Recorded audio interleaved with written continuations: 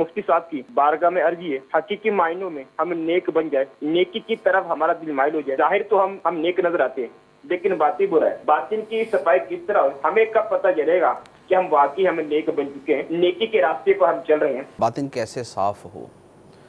تو شریعت کی جو اصطلاحات ہیں ان کے اعتبار سے دو الفاظ ہیں، ایک تحلیہ اور ایک تخلیہ۔ تخلیہ کا مطلب ہوتا ہے خالی کرنا، اور تحلیہ کا مطلب ہوتا ہے مزین کرنا، اس کے اندر کوئی بیل بوٹا ڈالنا، اس طرح کی چیز۔ اب جب یہ دونوں چیزیں حاصل ہو جائیں، یعنی دل جو ہے وہ باطنی امراض سے اور گناہوں سے صاف ہو جائے، اور اس میں جو اچھے اخلاق ہیں وہ اس میں پیدا ہو جائیں، تب آدمی باطنی اعتبار سے جو ہے وہ نیک بنتا ہے۔ یہ باطن کی صفائی ہے۔ اب اس کی عام سی مثال ایسے لے لیں کہ جیسے کوئی باغ ہو، تو باغ کے اندر دو چیزیں مطلوب ہوتی ہیں۔ ایک تو یہ ہے کہ اس میں جھاڑ جنکار نہ ہو، اور اس میں جو ہے وہ پتے گرے ہوئے، ٹہنیاں گری ہوئیں، اور اس کی شاخیں بے تحاشا بڑی ہوئی، اس طرح کی چیزیں نہ ہوں۔ یہ ساری چیزیں کاٹ دی جاتی ہیں، باغ کی صفائی کر دی جاتی ہے، لمبی شاخوں کو کاٹ دیا جاتا ہے۔ تو ایک یہ کام کیا جاتا ہے، اور دوسرا اس کے ساتھ پھر اب اس باغ میں پھول اگیں، پھل لگیں، پھر اس کے لیے کوشش کی جاتی ہے۔ تو جس باغ کے اندر کچرا نہیں ہوگا، جھاڑ جنکار نہیں ہوں گے، تن کے پتے ٹوٹے ہوئے نہیں پڑے ہوں گے، اور اس میں پھول کھلے ہوئے ہوں گے، پھل لگے ہوئے ہوں گے، تو ہم اس باغ کے بارے میں کہتے ہیں کہ یہ صاف ستھرا باغ ہے۔ صاف ستھرا باغ۔ تو دل جو صاف ستھرا ہوگا وہ بھی وہی والا ہوگا کہ جس میں جو برائیوں والی چیزیں ہیں، جو گندگی اور جو صفائی کے خلاف والی چیزیں ہیں، ان کو ہٹا دیا جائے گا، اور اس کی جگہ جو نیکیوں کے پھل اور پھول ہیں وہ اس کے اندر اگائیں گے۔ یعنی دل کے اندر حسد کا کانٹا نہ ہو، دل کے اندر تکبر کا کانٹا نہ ہو، دل کے اندر بغض و کینہ کے جھاڑ جنکار جو ہے وہ اس کے اندر موجود نہ ہو، اور یہ ساری چیزیں ختم ہو جائیں۔ اب دل کے اندر عاجزی کا پھول کھلا ہوا، دل کے اندر جو ہے وہ اخلاص کا پھول کھلا ہوا، دل کے اندر خیر خواہی کا پھول کھلا ہوا، دل کے اندر نرمی ہے، شفقت ہے، صبر ہے، شکر ہے، توکل ہے، قناعت ہے، تھوڑے کے اوپر راضی ہونا ہے، اللہ تعالیٰ کی رضا پر راضی رہنا ہے۔ یہ وہ سارے خوبصورت پھل اور پھول ہیں کہ جو دل کے اندر کھلے ہوئے ہوں گے، تو یہ کہا جائے گا کہ دل کا باغ صاف ستھرا بھی ہے اور ہرا بھرا بھی ہے۔ تو اسی کا نام باطنی صفائی ہے۔ اب یہ بات کہ ہمیں کیسے پتہ چلے کہ ہم نیک بن چکے ہیں، دیکھیں اس کے بارے میں اصل تعیین تو قیامت کے دن ہوگی۔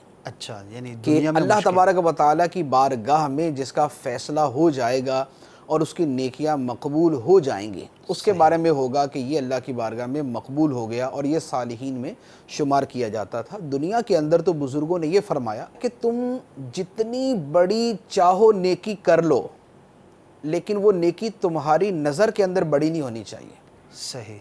اور تم سے جتنا چھوٹے سے چھوٹا گناہ سرزد ہو جائے، وہ تمہاری نظر کے اندر چھوٹا نہیں ہونا چاہیے۔ تو نیکی جو بھی کر لی جائے اس کو آدمی بڑا نہ سمجھے، اعتماد نہ کرے، اعتماد نہ کرے۔ اس میں احتمال موجود ہے کہ نیکی کما حقوہ ادا نہیں کی، اس کے پورے تقاضے نہیں کیے گئے۔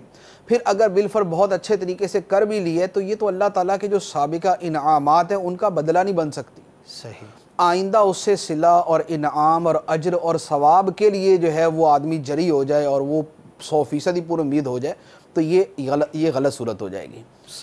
تو اس لیے، اور گناہ کے معاملے کے اندر وہ دوسری صورت ہے کہ گناہ چھوٹے سے چھوٹا بھی ہو تو اس کو معمولی نہیں سمجھنا چاہیے۔ تو لہٰذا اپنے آپ کو نیک سمجھنے والا جو میٹر ہے یہ دشوار ہے، یہ تو ذہن سے نکال دینا چاہیے کہ جو آدمی اپنے آپ کو نیک سمجھنا شروع ہو جائے گا تو یہ گویا اس کی برائی کی طرف جانے کا دروازہ کھل جائے گا۔ اعتماد کر لے گا، اکابرین بھی جو ہیں، اکابرین جو ہیں ان کا بھی یہی معاملہ تھا، حتیٰ کہ صحابہ کرام میں 10 مبشرہ کہ جن کا جنتی ہونا قطعی دلائل سے ثابت ہے، احادیث مبارکہ سے ثابت ہے، ان کے آپ احوال کو دیکھیں۔ سیدنا علی المرتضیٰ رضی اللہ تعالیٰ عنہ، سیدنا عثمان غنی رضی اللہ تعالیٰ عنہ، سیدنا عمر فاروق، ابو بکر صدیق عمر فاروق رضی اللہ تعالیٰ عنہ تو خوف خدا سے اس قدر روتے تھے کہ ان کے یہاں پر نشانات پڑ گئے تھے نا، لکیریں پڑ گئی تھیں انہوں نے۔ عثمان غنی رضی اللہ تعالیٰ عنہ کا واقعہ کہ آپ جو ہے وہ قبر کے قریب بیٹھ کے رویا کرتے تھے اور فرماتے کہ یہ پہلی منزل ہے، آخرت کی پہلی منزل ہے، جو اس کو پار کر گیا وہ پار کر گیا۔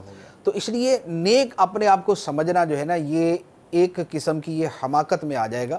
اس لیے نیک نہ سمجھے, ہاں نیک بننے کی کوشش جاری رکھ. صلو علی الحبیب صلی اللہ تعالی علی محمد. مجھے اپنی اور ساری دنیا کے لوگوں کی اصلاح کی کوشش کرنی ہے.